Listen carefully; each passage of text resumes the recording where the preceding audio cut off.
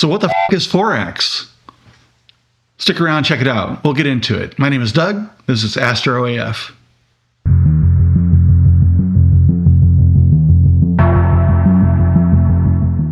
So in this video, we're going to get into a description of what a palette is to begin with, and then specifically what is FORAX. And then we'll take a look at the FORAX palette and how to break it down, look at the pixel math involved, and then we'll go ahead and jump over into PixInsight later on in this video, and we'll start applying it. And we'll look at some SHO masters that I have for Messier 27, and we'll use that as an example on how to apply the FORAX palette to your astrophotography data.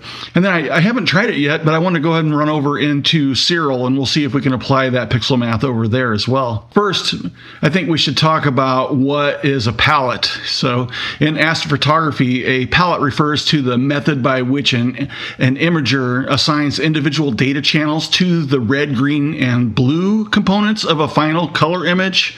These channels can originate from the broadband filters that approximate visible light, or from a narrowband filter that isolates specific emission lines within the visible spectrum. So regardless of the source, the palette determines how those channels are blended to create an image that is both scientifically meaningful and aesthetically pleasing. So what we'll do is we'll go ahead and get into a little bit of details about this. I thought it was interesting to kind of look back at some history, though. So for broadband imaging, the palette is generally fixed because the data corresponds directly to the red, green, and blue wavelengths, which are captured by the sensor. So the red data maps to the red, the green to the green, and blue to blue. It's that simple. So that creates a representation that closely resembles what the human eye would perceive if it were sensitive enough to detect faint astronomical objects. But this convention provides a consistency and an intuitive connection between the data and the final image. So in narrowband imaging, the imager collects light from very specific emission lines, such as sulfur, which is S2, at approximately 672 nanometers, hydrogen alpha, which is HA, at approximately 656 nanometers, and oxygen 3 at approximately 501 nanometers, each of which represents a narrow slice of the visible spectrum when using a monochrome camera. The photographer captures each one of these channels separately through dedicated filters, resulting in an individual grayscale image. So these separate images then become assigned to the red, green, and blue channels. These are the masters. And during post-processing, we can introduce the creative and technical choices of which palette to apply. Conversely, a one-shot color OSC camera captures all three broadband color channels simultaneously using a Bayer Matrix. And I'll put up an example of Bayer Matrix here. Although it's possible to use narrowband filters with OSC camera, the process is more restrictive because the camera combines the color information at the time of capture. This reduces the flexibility in mapping narrowband data into a palette, making monochrome cameras generally preferred for constructing advanced or custom palettes. The most common palette used in narrowband imaging is pretty much generally considered to be the Hubble palette, which is SHO. So in this mapping, S2 is assigned to red, HA to green, O3 to blue, which produces the iconic gold and blue images, which are popularized by NASA's Hubble Space Telescope. However, the SHO palette is just one of many possibilities. So other palettes such as HSO, HOO, and FORAX explore alternative segments which emphasize different structures, enhance contrast, or simply create a more visually appealing image. So one of these alternative palettes, as I mentioned, is FORAX, and it blends the same S2, HA, and O3 data, but with weights chosen to enhance and balance the color richness beyond what SHO provides. So the FORAX palette produces a nuanced, customizable image that many imagers find more satisfying, both technically and artistically. This video will explain what FORAX is, describe its formula, and share why I selected it for the Messier 27 project, along with a brief overview of how to apply it to your own work. So at which point we'll jump over into PixInsight and maybe even over into Siril to have a look at that. So here are some common narrowband palette references, which you can try out with your own data. These are mapped to the red, green, and blue channel. So the SHO, for example, S2, HA, and O3 are mapped to those channels respectively. HSO, so HS, hydrogen alpha, S2, and O3. HOO, that's a wonderful one. We use it quite often. So the hydrogen and oxygen masters are used for the red, green, and blue channels in that order. And OHS, which is so your oxygen gets mapped to the red channel, hydrogen to the green, and sulfur to the blue channel. Very interesting. And then there's also bicolor, so HaO3, which you can do like an HA and then an HA plus O3 in the green channel, and then an O3 into the blue channel. So we can think of a palette as a recipe, I guess. It allows us to assign specific data to each color channel in order to showcase the distinct physical processes which are traced by each emission line. So as well as the spatial distribution of elements revealed by the filters, for example, mapping sulfur-II emphasizes cooler outer regions of ionized gas. Hydrogen alpha might highlight regions of active star formation, dense ionized hydrogen, and oxygen-3 brings out hotter, higher energy zones, which may be associated with shock fronts and stellar winds and things like that, that bring out different details through the different channels of color. So by choosing how these channels are combined, imagers can both convey scientific information and achieve their preferred aesthetic for the image as well. So why SHO or the alternatives? So as I mentioned earlier, one of the most widely used palettes in narrowband astrophotography is the Hubble palette, which is SHO, and it's named for its association with the Hubble Space Telescope. In this mapping, sulfur data is assigned to the red channel, hydrogen alpha is to the green channel, and oxygen 3 to the blue channel. The SHO palette has become a standard because it produces the distinctive gold and blue images that many people now associate with Nebula, and it also provides a meaningful way to visualize the relative contributions of these three emission lines in a scientifically recognizable form. So the Hubble team developed the SHO palette in the mid-1990s when imaging the Eagle Nebula M16 and other objects through narrowband filters. So they faced a challenge. Both S2 and HA occupy similar red wavelengths and would overlap if mapped naturally, leaving little visual distinction between them. So to solve this, they assigned each emission line to a different primary color channel in a way that maximized contrast and clarity. So this approach, known as representative color, allows viewers to easily discern the physical structure traced by each element while also creating a visually engaging image. Although the palette strikes an aesthetic contribution to its popularity, the primary motivation was that it produced an image that was scientifically meaningful, interpretable, and educational for a broad audience. It did, however, have a very high marketing appeal, and because of the different colors and the way that those images were produced and printed at the time and distributed amongst the public at large. So while the SHO palette is iconic, it's not without limitations. So many imagers find that the strong green contribution from the HA can overwhelm subtle details, which produced unnaturally vivid green tones in some nebula. Others observe that the balance between the red, green, and blue channels in SHO does not always reflect the physical contrast they wish to emphasize, particularly in objects with highly uneven signal strengths across the channels. So additionally, the rigid one-to-one assignment of each emission line to a single color channel limits creative flexibility and can make star fields appear harsh or unnatural. So as a result, many astrophotographers explore alternative palettes that adjust these assignments and weights to highlight specific features of the target or achieve a more pleasing aesthetic. Palettes such as HSO, HOO, and OHS reassign the same S2, HA, and O3 data into different color channels simply.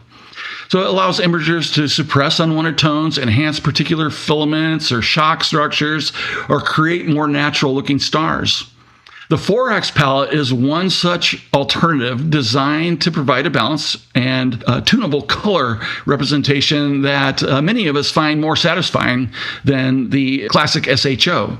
Both scientifically and artistically, it seems to be more widely accepted as a color palette. So what is FORAX? So the FORAX palette was developed by astrophotographer Maxime Audoux, who began sharing the technique with astrophotography communities around 2018 or so under his online pseudonym FORAX. This alias was a name he used on astrophotography forums and galleries when presenting his work, although some have speculated that FORAX is derived by reversing or rearranging his real name in some way. There's no clear linguistic connection between Maxime Audoux and FORAX. Rather, it appears to have been simply a distinctive and memorable handle that became associated with this palette in the astrophotography community. The FORAX palette is a custom mapping of narrowband data that rebalances the contributions of sulfur-II, hydrogen alpha, and oxygen-3 to produce an image that is both scientifically meaningful and aesthetically pleasing. So while Hubble palette, SHO, assigns each emission line exclusively to one color channel, FORAX introduces weighted combinations of channels to achieve more subtle controlled color transitions and to reduce overpowering tones often present in SHO images. So at its core, FORAX blends the S2, HA, and O3 data into the red, green, and blue channels using tunable weights. Instead of mapping S2 directly to red, HA strictly to green, and O3 strictly to blue, FORAX distributes the signal so that each channel benefits from contributions of multiple emission lines. This results in smoother gradients, more balanced star fields, and better separation of faint structures. The general formula for FORAX can be written symbolically, and I'll put it up here, but if we look at it in the context of like an RGB function, then we would have that function taking three parameters, which would be the channels of RG and B channels. So it would be S2 times N, where N represents a weight, plus HA times M, where M represents another weight, and that would be our red channel. And then for our green channel, we'd have HA times N plus O3 times M. And then for our blue channel, we'd simply have O3. So again, S2, HA, and O3 are the monochrome masters for each emission line. N and M are weighting coefficients that you can adjust to taste, typically with N being greater than M to favor the primary contributor in that particular color channel. For example, a commonly used set of weights might set N to 0.8 and M to 0.2, which would result in S2 times 0.8 plus HA times 0.2 for the red channel. And then for the green channel, we'd have HA times 0.8 plus O3 times 0.2. And then for the blue channel, simply O3. These are adjustable, and it's one of the advantages of FORAX is its flexibility. These weights aren't fixed, and you can adjust them depending on the characteristics of their data and the look they wish to achieve. This tunability allows FORAX to address some of the criticisms of SHO, such as excessive green or muted reds, while still clearly distinguishing the physical process traced by each emission line. In this next section, I'm going to demonstrate how to apply FORAX in practice, starting from calibrated master frames and preparing them for combination in Pixelmath. To create a final RGB image ready for further processing, you will do this and look at it in PixInsight. And then again, I think I haven't done it yet. I want to run over into Siril and apply this Pixelmath to my masters in Siril and see how Siril does with it in comparison to PixInsight. We'll get into that in just a moment. I'm going to hop over to my computer and we'll start up the application section of this video there. So be right back. Hey, I just want to take a second and thank you very much for stopping by and watching my video today. It means the world to me, and I hope that you've enjoyed this content. And if so, please hit that subscribe button down below if you're not already, and that notification bell so you'll know when the next videos and other topics are coming up. So anyway, thank you very much. If you'd like to take it a step further and become a supporter, you can become a member of my YouTube channel or also on Buy Me a Coffee. I have information about that down in the description. So anyway, let's get back to the video. And again, thank you so much for stopping by today. All right, so now we'll start applying FORAX from the masters that I've got to RGB, and I'll walk you through how I got to where I am now, so I won't just jump right into it. We'll do a little bit of backstory first, but with the concept of the FORAX palette defined now, the next step will be to apply it to some real data. And in the section, I'll walk through my own workflow and preparing the calibrated masters and combining them into a single RGB image using the FORAX formula. This is not the only way to approach this, but it's reliable and repeatable for me, and I really enjoy the results that I'm getting from it. So anyway, let's dive in. I'll show you what I got, and then you can use this as it is or adapt to your own workflow, and hopefully you get something out of it that you can take away with it. I'd like to also mention that all of this information is available in my companion blog post with this, which will be linked down in the description. So any of the details that I'm providing here will be available to you on that blog post as well. So, all right, let's head over into PixInsight first. Okay, here in PixInsight. So I think the first thing that I want to do is take a look at the calibrated masters and how I got to those in WBPP. So weighted batch pre-processing, and we'll just open this up and just do a quick review. And I just want to show you where I am at.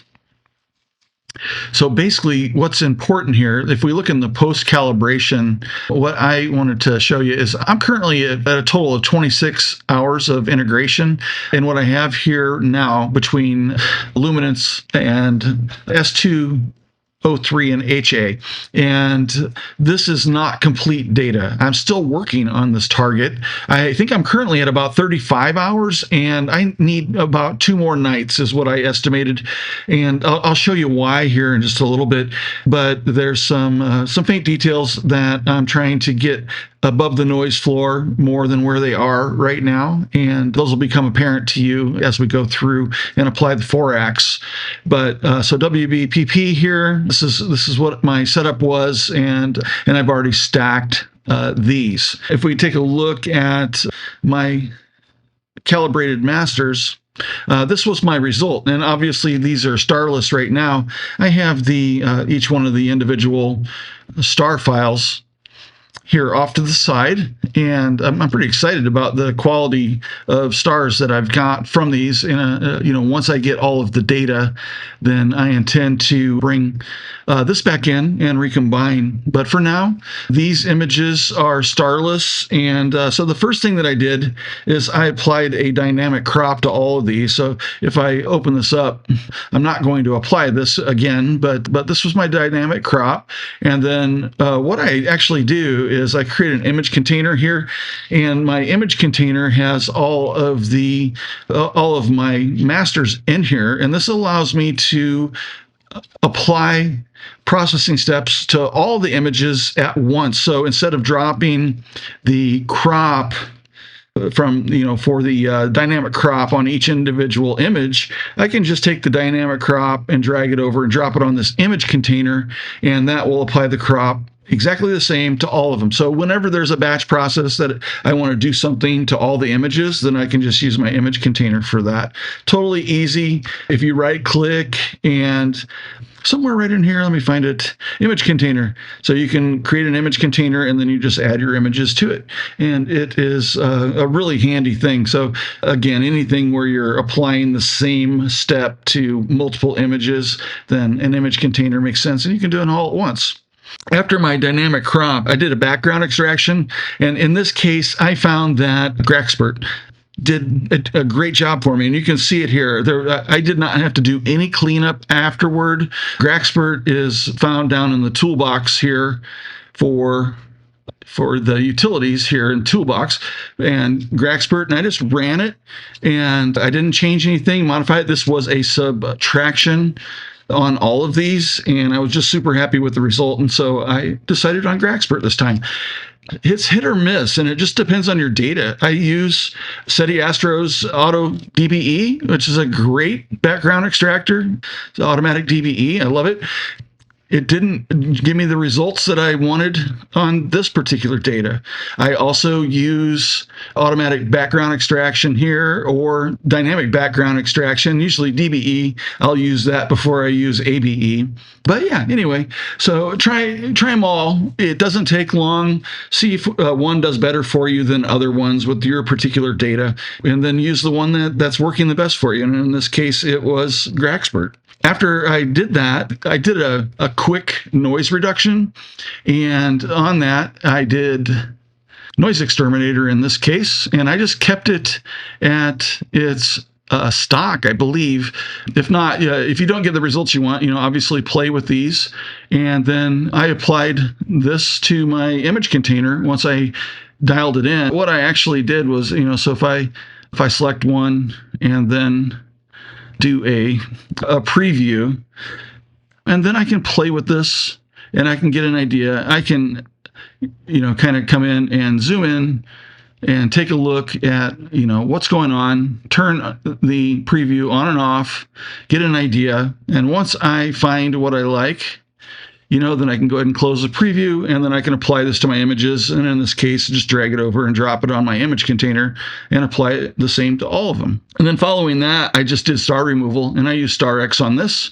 And again, I just drug the StarX over. I didn't change anything. I just used the default values, and I was real happy. So the S2 stars and O3 stars and HA stars. So it was great. I have the luminance stars that I showed you earlier. So I'm real happy with those. I'm looking forward, to what I'll probably end up doing on those is one of the scripts that I really like. And SETI Astro is the narrowband RGB star recombination. So I may do that to begin with. And once I recombine those, these have not been brought out of linear yet. So I'll need to combine those, and then if it doesn't bring them out of linear for me in this new balance, I can't remember, I haven't used it in a while.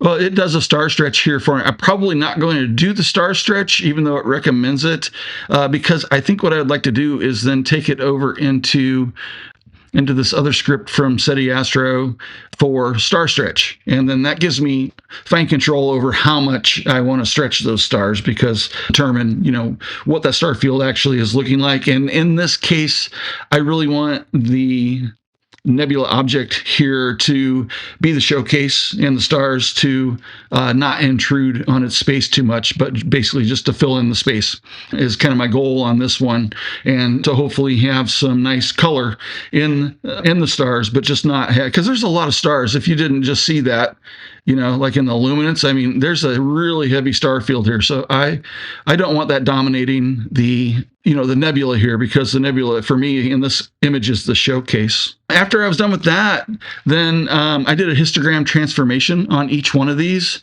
And what I was working on was just to get these to a level point. And when I get my next data, what I found was when I redo this is this luminance is actually a little bit too strong. I need to pull that down a little bit. And the O3 here is actually not problematic. So even though we're looking at it here and it looks like it's really quite strong, it was super easy to deal with. So I found that this luminance could probably come down a little bit. And so that's a benefit of experimentation and doing some of these trial processing ahead of time like this to get an idea of how the data is going and what we're experiencing. Now, what I'm really interested in, if you look really close down around the bottom here in this HA, and also in the O3, there is this bow shock that of this ionized gas that's out around, that makes out this really cool details of filaments and gas that's and dust and stuff that's outside of the main M27 body here. And these right now are right at the noise floor. And so the reason I'm accumulating more data is to get the signal to noise ratio on these up, so that I can better control the background brightness, because I want to bring these out more. And you'll see when I combine these that they're really starting to come through, but they're just not quite there yet. And I'm really having to push on the final, on the brightness and losing some contrast. So the solution to that is more data to bump the signal to noise ratio up. If I were just going for the center right now, I've got plenty of data, but what I'm trying to get is a better signal and noise ratio on these outside real faint areas here to bring out that detail. And you can also see it up here. This is a little bit on the S2. And if I push it, you can see it in the luminance, but it doesn't really do the entire composition very much good when I do that. The luminance is really just providing detail here in the nebula body for the way that I'm using it. This outer detail here on the thin stuff is really coming from the HA and the O3 data. So anyway, that's what I'm working on, and I just need a couple more nights and have the weather cooperate with me a little bit, because it has just been rainy and cloudy for a week and a half, and I was hoping to have this project done already. At this point, I'm ready to go ahead and apply the FORAX Pixelmath. Don't worry too much about the expressions right now. I'm going to provide those to you over in a screenshot, and I'll put them in the description, and they're in the blog post. And this is my Pixelmath that I decided on. And contrary to what I showed a little bit earlier, I decided not to use a single RGBK expression here. I divided this out into 3 expressions. And so what I'm doing is an S3 plus an HA with these factors in here to basically control how much of each one of these gets added into this channel. So what these actually are is weighting coefficients. So how much weight do we want to give to S2 here versus HA? So in this case, and also notice it's pretty standard. It's not the law, but these coefficients will sum to 1, because if you go over 1, then you may be clipping.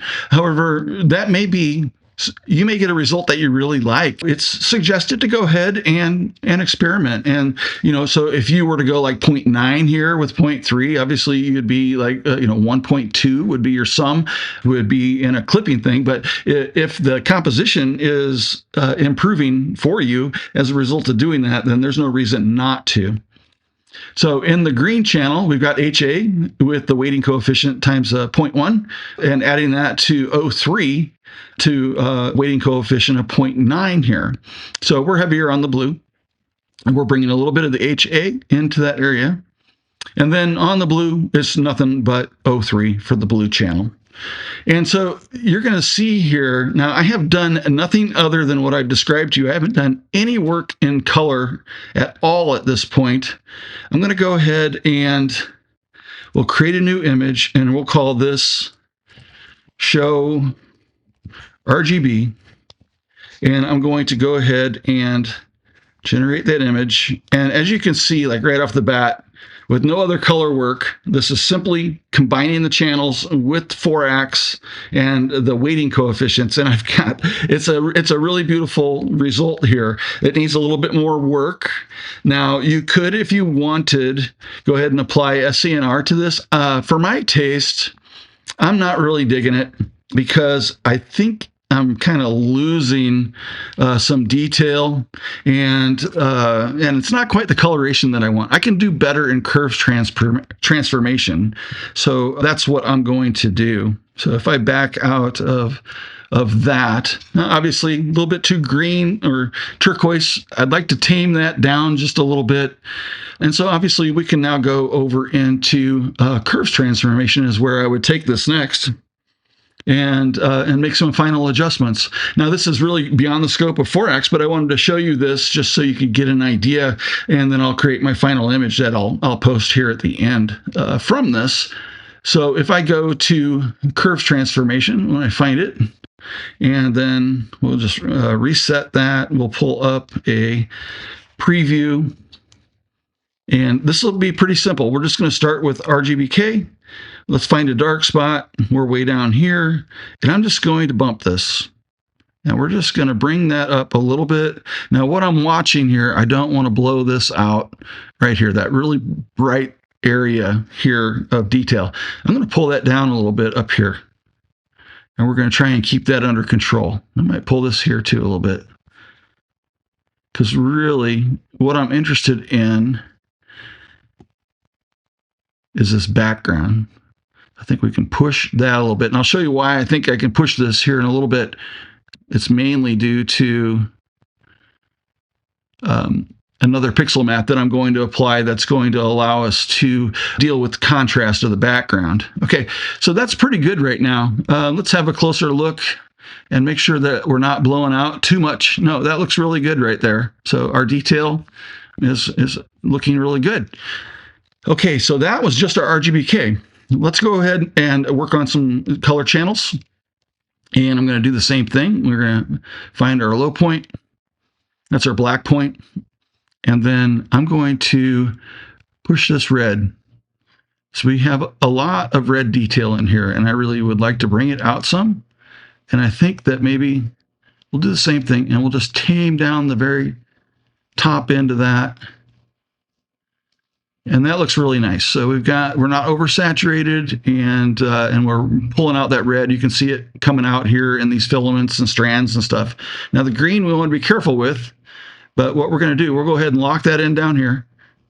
And I'm going to pull the green down at the top, and that's going to help us. So now we've got rid of that edgy green, and we're now more into this kind of a lighter turquoise, which I like. We can bump the bottom up because there's a lot of signal in the green channel, and that's really helping us out here on this detail around the edges.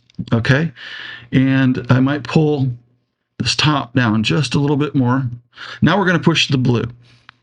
So I'll do the same thing. And just in the, probably right in here, I'll just push it up.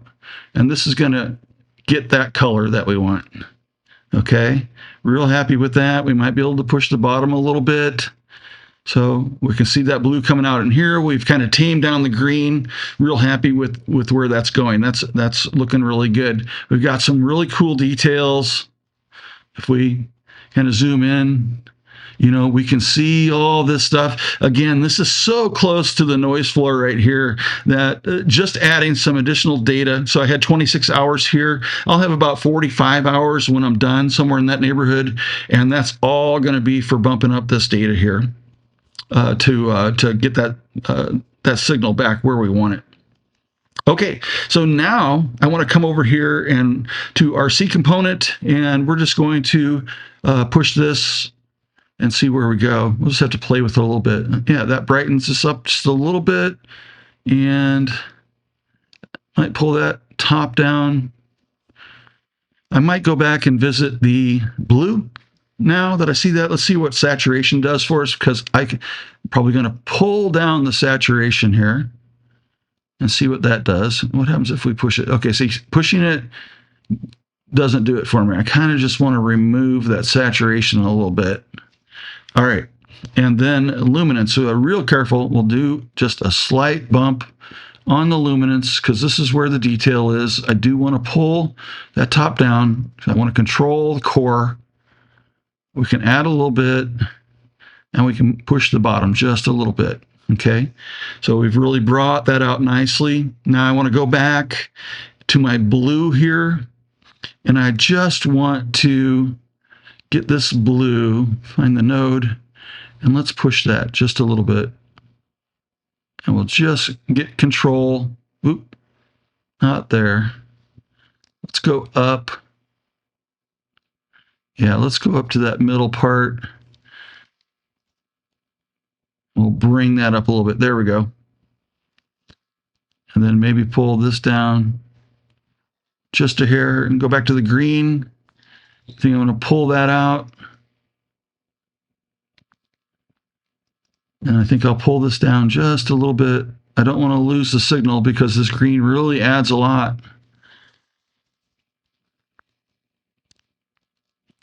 And we'll go back to the C component that introduced some of this problem. I'm going to pull it down just a little bit, I think.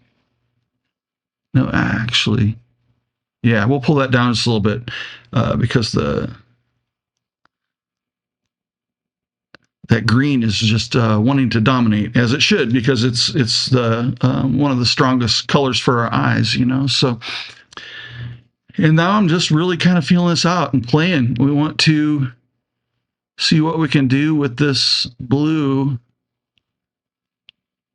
And maybe it's a matter of pushing it a little bit more. And actually, that is pretty nice. Let's see, where's the other node?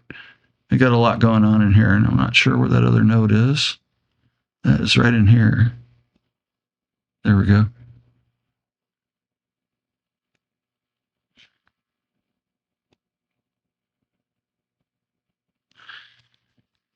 So I think I like that. Let's take a look at our detail. So this is really nice. These lobes that we've got here, these filaments that are coming out to these boughs. You know, if we look at the bottom side here, we've got a lot more detail going on here too.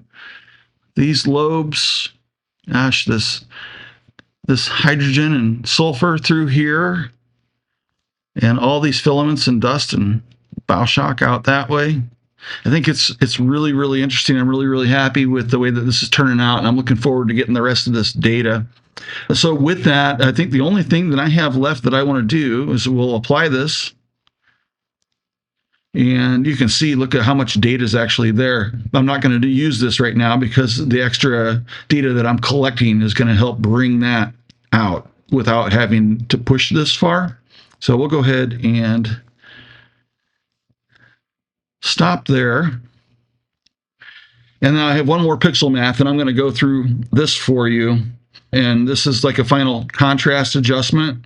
This equation is not my own creation. I do have, I was able to do some research and get kind of a breakdown on what it does. So one of my workflow steps is always to take my image, which would be like maybe at this point, and go over to Photoshop and then work on the contrast of it by using adjustment layers, you know, and tweaking the black adjustment layer and maybe going into camera raw. And I was like, I really want to avoid having to do that. Is there a way that I could do that work here in Pixelsight and not have to leave Pixelsight to do what I want?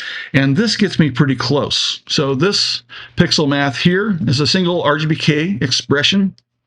And what it does is it will darken the darks and try to leave anything that's not black alone, which is basically what I want to do with an adjustment layer when I go over to Photoshop. So what we've got, like, so if we break this down, this 1 minus $T here, this inverts the intensity, so dark pixels become light and light pixels become dark. And then we have the 1 minus t to the square root of 2.2. This applies a gamma curve to the inverted intensity and gives more weight to the darker pixels while leaving brighter areas less affected or alone and not affected. That exponent 2.2 there, that's one that you can play with to see if you get better results from changing that exponent. This multiplication times 0.3 here, this scales the adjustment so it doesn't overpower the image. And so basically we're blending at 30% is what the effect is. Then we have at the beginning here the 1 minus. This entire thing, this inverts the result back to the original orientation because initially we inverted it here, and then we had to reverse that here because we wanted to work with it with the pixels inverted so that black became the bright and bright became the black, and then we worked with the bright ones that were inverted, and then we switch it back. So a little bit convoluted, but it does work. And then this $T here multiply out, finally the original image is multiplied by the adjustment factor and does a little bit of the subtle compression on the shadows and enhanced contrast in a controlled way, and it is. So I'll go ahead and apply this to this image now. So you can see the background is kind of, it's not completely black, and so when I apply this over here, now we get a higher contrast image that's black. Now what you want to watch is that you don't lose the fine details.